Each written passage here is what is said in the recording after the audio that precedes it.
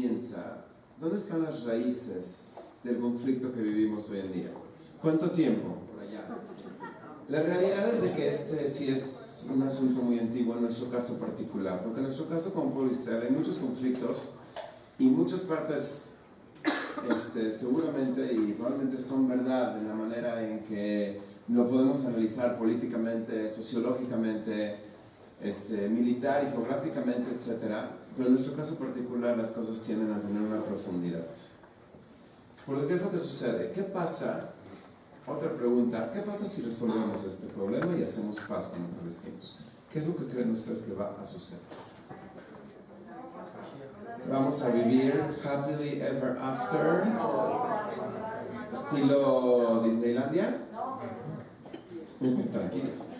¿Qué va a pasar? Sí nos gustaría pensar de que eso es todo. Por más que lo resuelvas de la mejor manera imaginable, en nuestro caso nunca ha sido tan simple. Capaz que esta vez sí, no me niego, ojalá. Pero probablemente, si vemos historia judía, no lo va a ser. En algún momento tuvimos, si quieren irnos solamente el 48 para acá, y nos podríamos ir más, estaba el mufti de Jerusalén, qué cosa con Netanyahu y estos comentarios que nos sacan de onda, ¿no? Ya, cama, Habibi, deja a Hitler, no en paz, pero déjalo que se queme donde se tiene que quemar.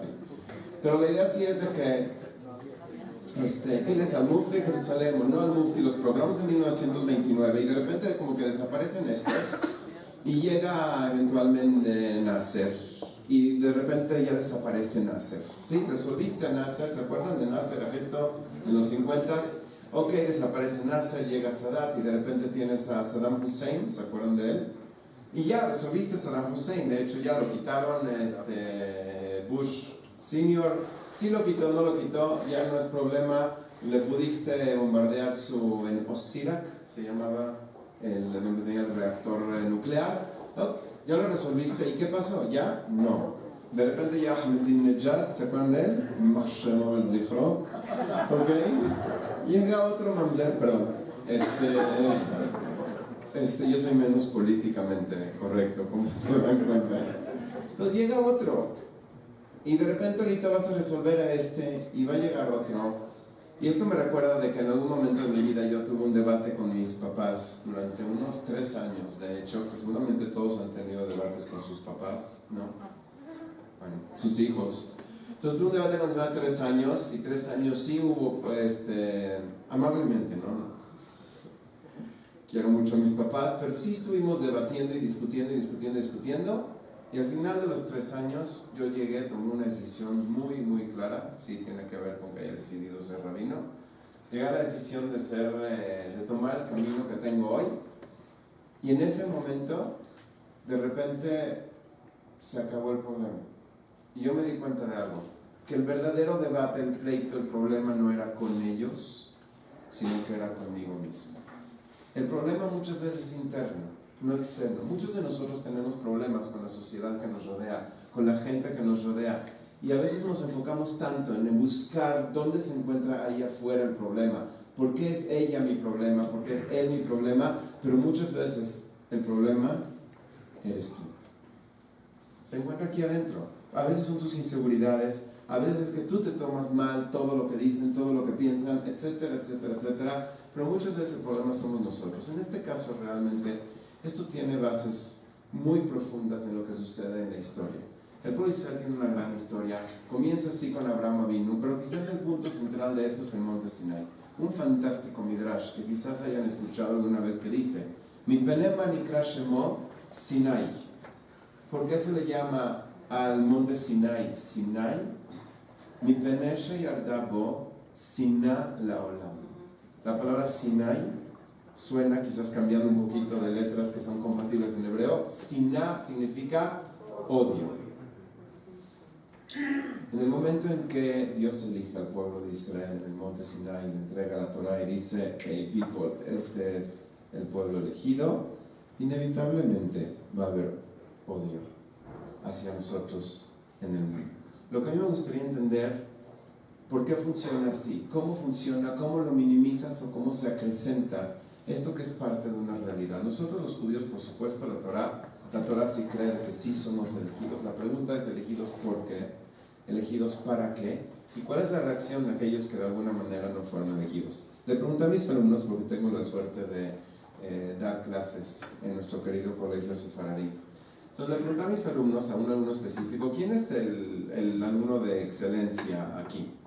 ¿Quién es el que se saca puros dieces? Ok, vamos a tomar a Orly. ¿Estamos de acuerdo? No sé si te sacabas dieces o no, yo nada más tenía mi materia, pero entonces vamos a tomar a Orly, tenemos a toda la clase. Orly, te vamos a elegir, vamos a suponer que es la mejor en biología, ¿ok? Eres la elegida para asegurarte de que todos se saquen 10 en biología. ¿Aceptas el papel, Orly? Di la verdad. Ay, qué linda. Yo nunca lo aceptaría. Es el peor papel en el mundo. ¿Qué manera más buena para que todo el resto de la clase te odie? ¿Se acuerdan de los niños buenos en la clase? ¿A quién nos caían bien? Come on. Y deja al niño bueno, que ya es bueno y se saca puros dieces y tú no logras ni copiando. Nadie copiamos, directoras, pero digo, teóricamente. Entonces, y de repente este chavo se saca puros dieces, te genera algo de coraje, ¿sí? Bullying, ahí empieza todo, ok. Podemos irnos por allá, pero esto es algo real, eso es lo que sucede. No hay nada peor que tomes a este chavo que de por sí ya era bueno, que de por sí ya sobresalía, y que de repente me digas que él es el elegido y que tú lo señales, pero aparte que lo pongas a cargo de que los demás logremos excelencia. Eso es todavía peor, y esto es muy importante entender. Número uno, no necesariamente nos eligieron a nosotros. Si uno checa bien la historia, fue Abraham el que eligió a Dios y no viceversa. En 2000 años de historia, porque Abraham nació en 1948. En la cuenta judía es cierto, pero algo debe de ver que las cifras al final del día sean idénticas, del mismo año en el cual nace el nuevo Estado de Israel. Digo nuevo por razones obvias, ya hubo un Estado antes. Entonces Abraham nace en 1948, se puede decir que llega a su apogeo a los 52 años en el año 2000, y entonces la situación del mundo era de que nadie realmente quería vivir el propósito de la creación según como había sido planteado por el propio creador, hasta que llega Abraham y dice: hey, yo sí quiero, a mí sí me importa, a mí me interesa, yo quiero salirme de esta manera superficial de vivir y quiero vivir más allá.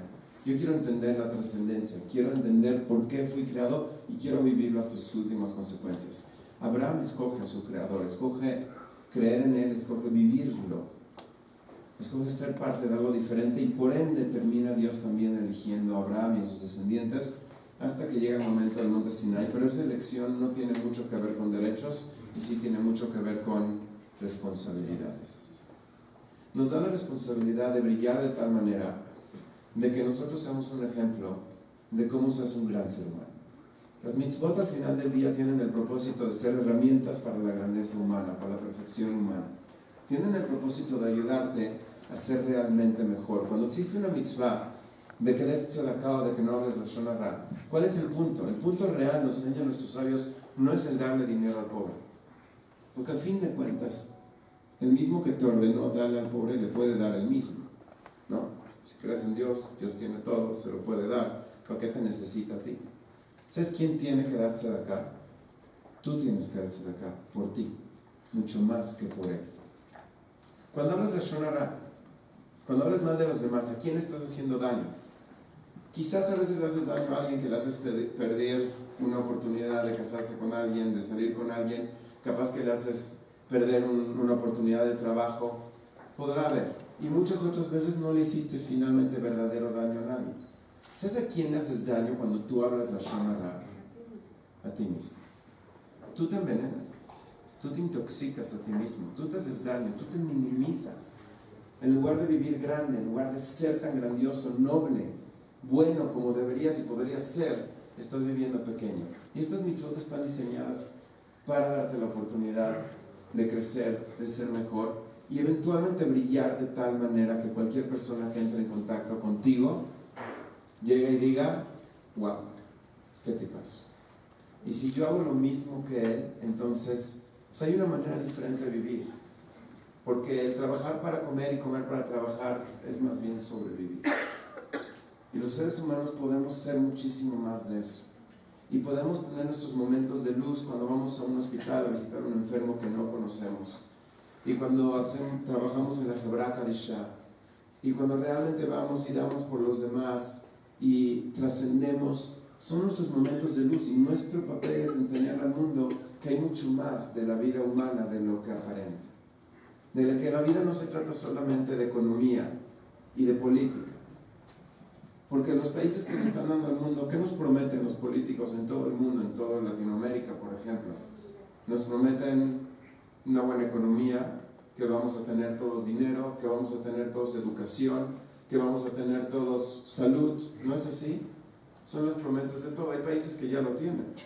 Hay países muy avanzados que tienen sistemas de salud excelentes, ¿no? Los países nórdicos, especialmente en Europa, Suecia, Suiza, ¿sí?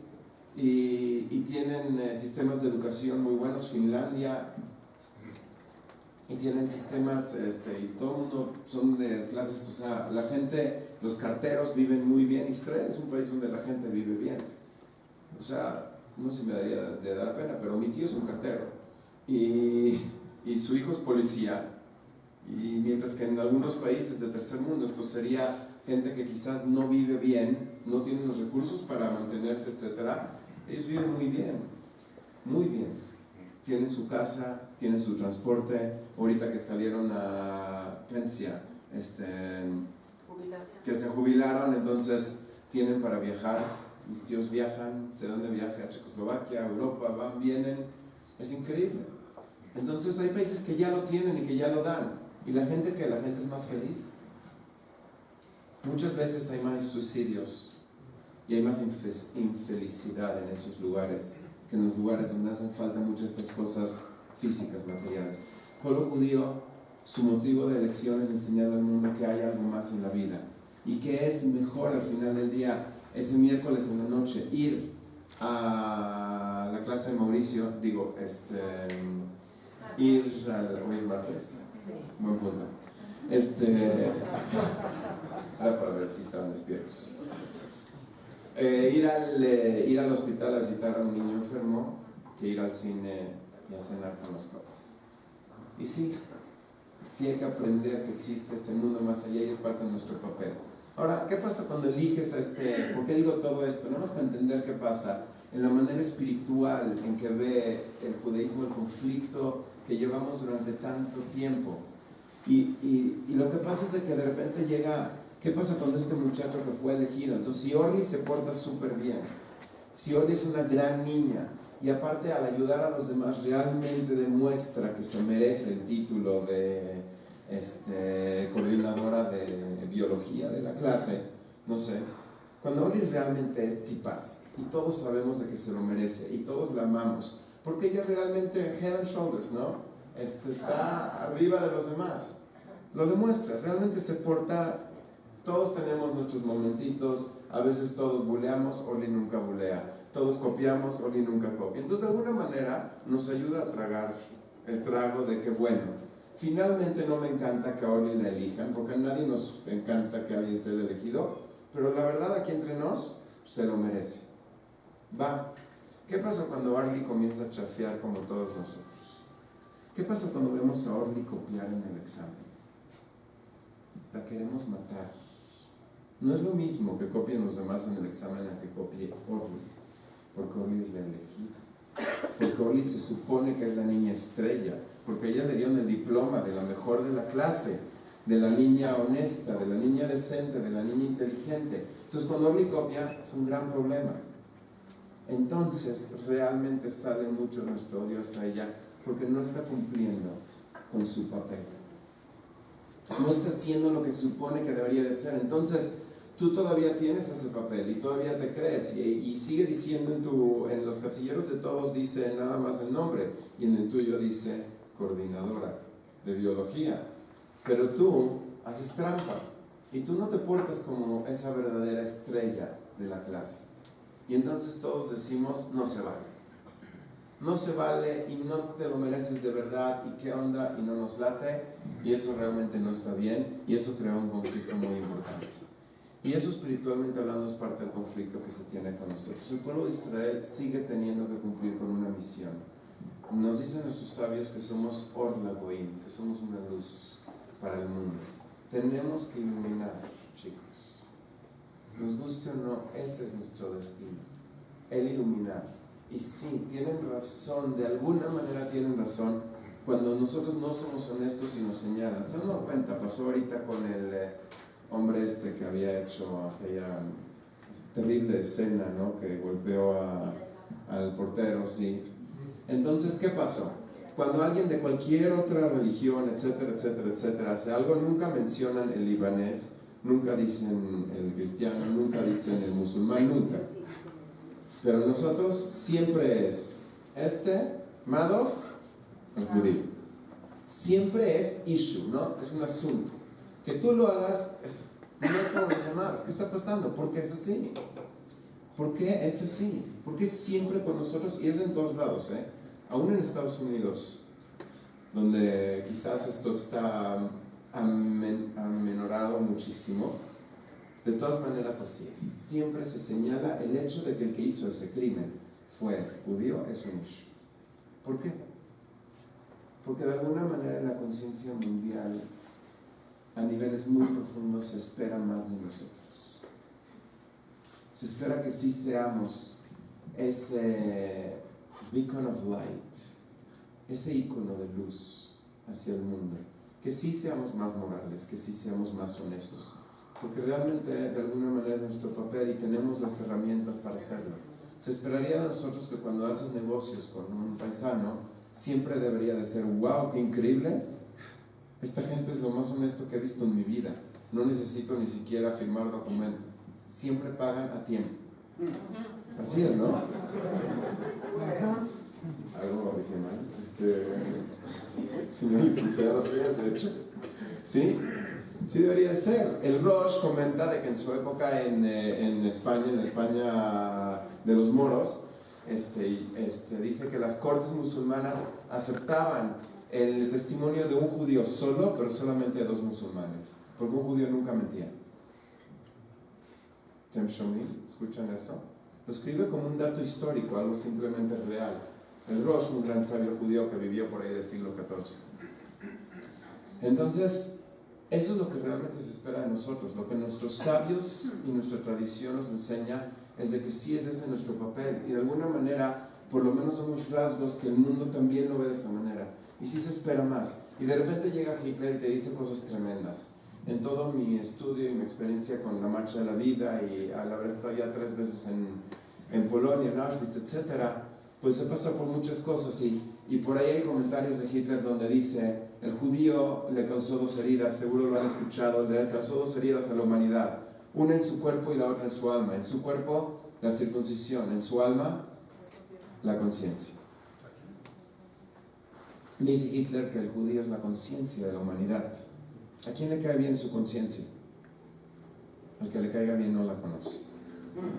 La conciencia es esta cosita que no te deja en paz, que te vas a comer ese otro pedazo de pastel y que, en lugar de ya me lo voy a comer, déjame, no te lo comas, no te lo comas, ¿sí? Que te quieres echar un cigarrito si lo que te gusta es fumar, no te lo comas, no. Ya no hay fin. Ayer salieron de que también las carnes procesadas dan cáncer o no sé qué, no te lo comas, déjame en paz. Vienes al CAL, estás platicando tranquilamente con el de al lado, el rabino no te ve, pero ahí está la conciencia. Deja de platicar, ya. Claro que es molesta la conciencia. La conciencia es muy molesta para aquellos que quieren simplemente hacer lo que sea, sin tener que luchar por elevarse para arriba. El que de verdad quiere ir para arriba, hasta veces, por lo menos al final del día, agradece a la conciencia por darle una manita en lograr ser un poquito mejor.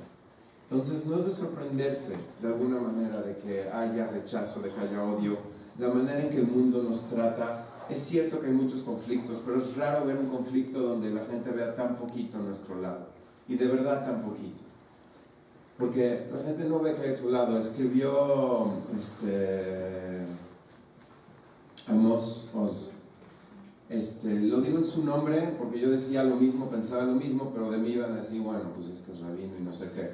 Pero Amos Oz, de hecho, es un escritor israelí muy izquierdista, muy liberal. Quizás si nos pones a los dos, estaríamos un poquito en dos lados, no tanto. Pero él dice, cuando trató de explicar ahorita en la guerra de Gaza, qué es lo que esperaba Israel y cuál era nuestra posición, dice, es muy simple, dice así. Si tú vienes y me estás disparando, mi casa está enfrente de la tuya, y tú me empiezas a disparar y vas a matar a mi hijo, yo voy a hacer todo lo que tengo que hacer para que dejes de disparar.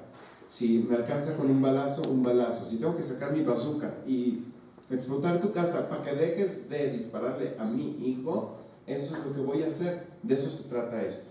Punto. Nos están tratando de matar, nos estamos defendiendo. ¿Qué parte de esto no pueden entender?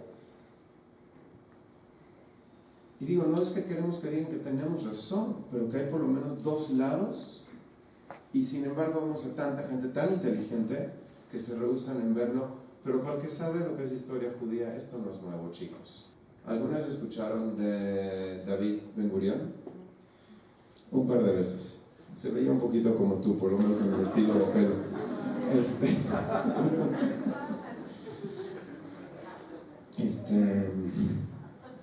Entonces, cuando se dice de que cuando le preguntó él, que era el comisionado británico para lo que eran en aquel entonces los territorios de Palestina, etcétera, le pregunta y le dice a Ben Gurión, Isabel, esta gente viene, ya llevan aquí viviendo, vive en Hebrón, árabe vive en Hebrón durante 4 generaciones, el otro 3, el otro 2, el otro, bueno, vienen de acá, hablan el idioma, se visten al estilo, todo. ¿Tú de dónde vienes, Habibi?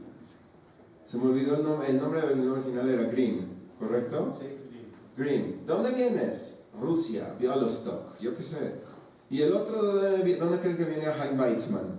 Weizmann, seguro viene de Bogdanovich. ¿De dónde más va a venir? Polonia, Lituania, Rusia. ¿Ustedes qué tienen que ver acá? ¿Agute Shaila? Buena pregunta. ¿Qué le contestó Ben Gurión?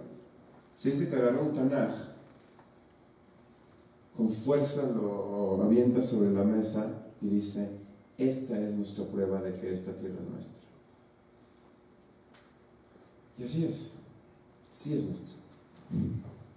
Y nadie la ha podido realmente habitar y menos hacer florecer hasta que llegamos nosotros. De nuevo, no me creen, váyanse a Ejal Ha'atzmaut en Tel Aviv. Ejal Ha'atzmaut, saben, es el lugar donde hizo Ben Gurión la Declaración de Independencia, y lean los psukim que están ahí escritos. Hay un par de psukim escritos que son las profecías que da la Torah sobre esta tierra. No va a poder florecer a nadie más que a aquellos que pertenecen. Y realmente en 2000 años que estuvimos lejos no floreció hasta que por fin regresamos y por medio de muchos esfuerzos se logró. Entonces el conflicto es muy profundo y tiene dimensiones que son difíciles aún de imaginar, y mucho del conflicto tiene que ver con nosotros mismos. Nosotros tenemos que realmente darnos cuenta de nuestra identidad, de nuestra misión, de lo que somos y de lo que podemos ser. Y sí, tenemos que ser gente grandiosa y tenemos que brillar y dar luz a todo aquello que nos rodea. Pero para ser súper específicos y darles un ejemplo más de cómo yo creo que esto sí funciona al final del día. ¿Quién es el verdadero antisemita? El palestino que finalmente le destruiste su casa, le mataste a sus 2 hermanos y no lo dejas llegar a su lugar de trabajo por el muro que tienes, o lo que sea. ¿Eres un verdadero antisemita? No. Finalmente podemos entender que nos odien, ¿no? ¿No le hemos causado mucho dolor? Podrá ser que le podríamos pedir que tenga un poquito más de perspectiva, de madurez, y que vea al otro lado, y que bueno, finalmente el muro existe por algo, pero al fin de cuentas es eso. Ese no es el verdadero antisemita. El verdadero antisemita es el francés, el italiano, el americano, el británico, que están sentados en sus oficinas en todos lugares del mundo, que no les hemos hecho nada y que de todas maneras nos odian, y muchos de ellos de verdad nos odian. ¿Y nos odian por qué? ¿Qué le hicimos? Porque sí. ¿Cómo se llama eso en hebreo? Sinat Hinam, odio gratis. Pero ¿dónde sacan esa energía? El mundo está conectado a niveles muy profundos. Es como el efecto mariposa. Esa energía de Sinat Hinam, ¿saben de dónde viene? Viene de nosotros. Cuando yo te rechazo a ti, porque somos diferentes, nosotros, entre nosotros, los religiosos, los no religiosos, derechistas, izquierdistas, etcétera, etcétera, etcétera, Ashkenazim, Sefaradim, nos rechazamos entre nosotros, nos repudiamos, que esa es la verdadera traducción de la palabra siná en hebreo, es repudio, no es odio como en español. Cuando nosotros así somos, le damos energía a ese odio ajeno finalmente, que llegue sobre nosotros también. Y en cambio, cuando nosotros estamos unidos, tenemos una fuerza muy importante. La Torah lo repite una y otra vez. Entonces, yo sí creo que a términos espirituales, este conflicto tiene definitivamente esos rasgos, como lo ha tenido todos los conflictos que hemos tenido. Y podríamos llegar, y ojalá, y con muchos de los pasos que de hecho Mauricio menciona, ojalá y podamos resolver de verdad, haciendo cosas inteligentes, maduras, correctas, porque sí, a ver, es un conflicto que no está bien y sí le estamos haciendo daño a la gente, entendamos eso. Tenemos la camisa de Israel superpuesta y a diferencia de Mauricio que toma su parte objetiva, profesional, como debe de ser, yo no, yo sí estoy de un lado total, pero ¿sabes qué? Aunque estoy de un lado total, podemos entender que le estamos haciendo daño a mucha gente, es una realidad, punto, y tenemos que buscar la manera de dejar de hacer eso, y esa gente está ahí y no se va para ningún lado, ¿ok? Y yo no sé qué piense alguna gente un poquito mesiánica y no sé qué, no va a caer ninguna bomba y nadie se, ojalá, Shalom, y nadie se va para ningún lado. Entonces tenemos ahí a 1.7 millones, incluyendo Gaza, más. Gaza 2, del otro lado 2, del otro 2.5, 4 millones y pico de personas that are not going anywhere, alright? No se van para ningún lado. Entonces hay que resolverlo. Ojalá y no entendamos eso, ojalá y lo resolvamos, hagamos los pasos prácticos de entender el conflicto, como dice Mauricio, de entender los pasos que hay, las cosas que no sirven y las que sí sirven, pero últimamente eso solamente va a ayudar a resolver una partecita de nuestro conflicto eterno que tenemos con nosotros mismos, que es el darnos cuenta de todo lo que tenemos que hacer y de todo lo que podemos hacer y realmente lograrlo. Y yo creo que el paso número 1 es exactamente lo que les digo. El paso número 1 en todo esto es el que antes que nada aprendemos lo más elemental de nuestra existencia, y es de que todos somos hermanos. El mundo probablemente va a seguir en nuestra contra, hagamos paso guerra, porque esa tendencia a ir en nuestra contra lleva miles de años y trasciende todas las barreras lógicas. Cuando somos pobres, cuando somos ricos, cuando somos poderosos, cuando somos débiles, hagamos lo que hagamos, va a haber esta contrariedad, y por eso realmente creo que las raíces son espirituales y no sociales.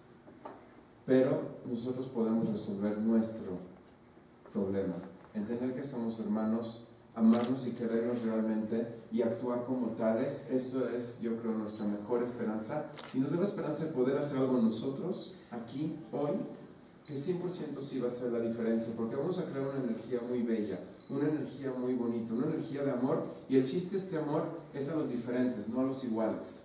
No tiene chiste que yo como sefaradí quiera a los sefaradí.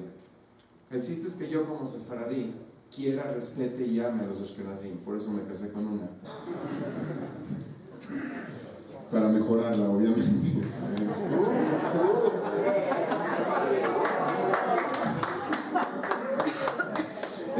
No, pero ya sabe. Es igual que mi suegra, ya sabe todos mis chistes, etcétera.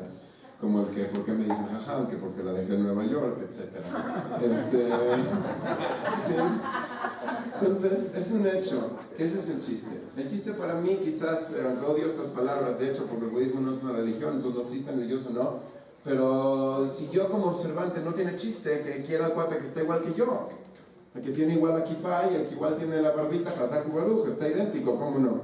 Eso no tiene chiste. El chiste es que yo sepa respetar al que está del otro lado, al que no piensa igual que yo, al que piensa que estoy equivocado. No pasa nada, no nos vamos a poner de acuerdo, garantizado. No es nuestro estilo, ¿me entienden? No va a pasar. No tenemos que estar de acuerdo para querernos y respetarnos y amarnos. podemos estar en desacuerdo, pienso que estás equivocado y igual te amo, eres mi hermano, eso es lo que pasa. Seguramente así dicen todas las familias, ¿no? Así dicen la familia Meshulam, están en desacuerdo en algunas cosas o en todos están de acuerdo. Uli, qué aburrido. Qué bueno que yo no estoy ahí. Bueno, los padres estamos en desacuerdo y los que nos conocen saben de 20,000 cosas. Y da lo mismo, cena de Shabbat, es todos juntos, y nos amamos. Eso es lo que tiene que hacer, eso es lo que tenemos que hacer. Y definitivamente eso crea una energía muy, muy real que realmente nos puede ayudar de alguna manera a crearlo en otro lado. Cuando estuvo ahorita la última guerra de Gaza, entonces mi esposa hizo algo muy especial, hablando de repente se le ocurrió, dijo, espérame, esta gente son mis hermanos, tengo que hacer algo por ellos, no pues así nomás. Entonces, no sé dónde le vino la idea, esta americana, a veces es un poquito diferente, entonces agarra y se le ocurre buscar una pizzería en Sderot, sí, que era un lugar donde estaba muy fuerte el bombardeo, y llama a la pizzería y le dice, oye, ¿conoces a alguien que la esté pasando mal, que está metido dentro de un refugio, ¿no? Que la está pasando mal? Pues sí, muchos. Entonces, ahora le dice, sí, ¿crees que le podrías mandar una pizza si yo te doy mi tarjeta de crédito? Dice, sí, va, claro, ¿por qué no? Y fue y se las mandó y después lo puso en Facebook y un montón de sus amigas, ya no sé qué estaba pasando con la pizzería y seguramente le hicieron, como le dicen acá, su diciembre. ¿Agosto? Pero yo no. Entonces, realmente eso, imagínate qué padre, qué bonito el estar sentado finalmente en tu refugio y a cola la panim, ¿no? Todo está mal, y qué lata con la bomba y la no sé qué bueno que hay el refugio, que uno de ellos, by the way, lo hizo en México. Con la cabota, el Keren Ayesot, Keren Kayemet. También Keren Ayesot. También. Y no fueron, pero no han sido. Ahí está el ejemplo. Yo también doné un poquito, así que también por eso, el comité religioso. No han sido muchos. Baruch Hashem. Entonces, qué padre que hay el refugio, etcétera. Pero sí, de repente te llega una pizza de alguien en México. Qué padre. Mapitón, ¿qué te dice eso? Hay hermanos. Tenemos hermanos en todos lados y yo creo que eso lo tenemos que fortalecer siempre con misericordia hacia los demás también, siempre con lo que somos, que tiene que ser bondad, buscar el hacerles el bien también a los palestinos y también a todos aquellos que están sufriendo, pero finalmente enfocarnos en nosotros mismos antes que nada, estar unidos y unidos con cosas buenas. También mencionamos en Shabbat que cuando nos unimos siempre que hay guerra, ¿no? Hay guerra, hay tragedia y terrorismo, entonces ahora sí, todos juntos. ¿Ok? Vamos a unirnos para cosas buenas. Vamos a unirnos para el Keren Kayemet, para el Keren Ayesot, para Shabbos Project, como hicimos este Shabbat. Vamos a hacer cosas buenas juntos, cosas positivas, realmente juntos. Definitivamente esa energía yo creo que va a ser una diferencia muy grande para nuestros hermanos en Eretz Israel y nuestros hermanos en todo el mundo. Y creo que de hecho va a tener más esperanza de resolver los conflictos más a fondo. Cuando nosotros estemos mejor con nosotros mismos, termino con esta mención de nuestros sabios. Talmidei Jajamim Marbim Shalom Ba'olam. Dicen que los sabios aumentan la paz en el mundo. Los Talmidei Jajamim. ¿Por qué? Son cascos azules. En cascos azules son los de la ONU que se dedican a tratar de mantener la paz. Peacekeepers. No. Entonces, ¿por qué un Talmid Jajam hace paz en el mundo? Porque un Talmid Jajam, en teoría por lo menos, debería de ser alguien pleno. ¿De dónde vienen los conflictos? Mucho viene de tu carencia también personal. Tú sientes que te hace falta algo. Alemania piensa que le hace falta un territorio llamado Alsacia-Lorena. Y entonces se pelea con Francia, que piensa que eso me falta a mí, me corresponde a mí. O si es tu espacio vital, o si es tu territorio, o si es tu dinero, o si es tu honor, o si es tu orgullo. Pero sientes que algo te falta y eso es la raíz de todo conflicto al final del día. En este caso, pues es sumamente obvio. A Israel siente que le hace falta esos territorios que le corresponden. Los palestinos sienten que a ellos les hace falta y te sientes no pleno, te sientes no completo. Y esa falta de plenitud pues hace que a veces te metas en conflictos con otros tratando de lograrlo. Él tiene lo que a mí me corresponde, lo que a mí todavía me falta. Una persona completamente plena, completamente llena de sí mismo, inmediatamente es una persona más pacífica. Si yo estoy bien conmigo mismo, no es tan difícil que esté bien contigo. Si estoy satisfecho, si todo aquí está bien, entonces ya no es tan difícil que todo ahí también está bien. Y por eso un Talmid Jajam, que debería ser una persona muy plena, lo logra. Si nosotros logramos más plenitud en nuestra vida, vamos a generar paz en el mundo, paz más allá, vamos a generar shalom, y últimamente eso es obviamente lo que queremos. Las profecías judías sobre el Mashiach, que es el final grande de la historia, no se tratan solamente de que nosotros estemos bien, esto es muy importante, sino se trata de que el mundo esté bien. Y si te dicen de Gar Ze'evin Keves, que va a vivir un lobo con un borrego, no quiere decir textualmente que va a estar el borrego con el lobo ahí juntitos sin que pase nada. Significa que una nación poderosa va a poder vivir con una nación débil sin que haya conflicto. Y cuando te dicen de que vas a convertir las espadas en palas para arar, quizás significa de que vamos a tomar todo lo que gastamos en armamento y lo vamos a utilizar para eliminar el hambre en el mundo. ¿No es posible? ¿No sería correcto, Mauricio, que el dinero no correspondería? Yo creo que sí. Quizás hasta nos va a sobrar.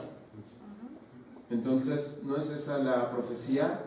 Besat Hashem, realmente que lleguen esos días, que nosotros traigamos esos días haciendo paz en nuestros hogares, haciendo paz en nuestros propios mundos, con nosotros mismos, la gente que nos rodea en nuestro pueblo como hermanos, y que realmente lleguemos a tener un mundo mejor, que es lo que esperamos, y que Eretz Israel, obviamente, que es el lugar de nuestros sueños, lo ha sido durante miles de años, y hoy en día de verdad es un lugar de ensueño, que Eretz Israel tenga verdadera paz, que tenga verdadera plenitud, y que podamos vivir en paz con todos nuestros vecinos, con todo el mundo. Eso es, yo creo, el deseo judío más profundo que ha habido desde toda la vida, y ojalá y de verdad lo logremos. Muchas gracias.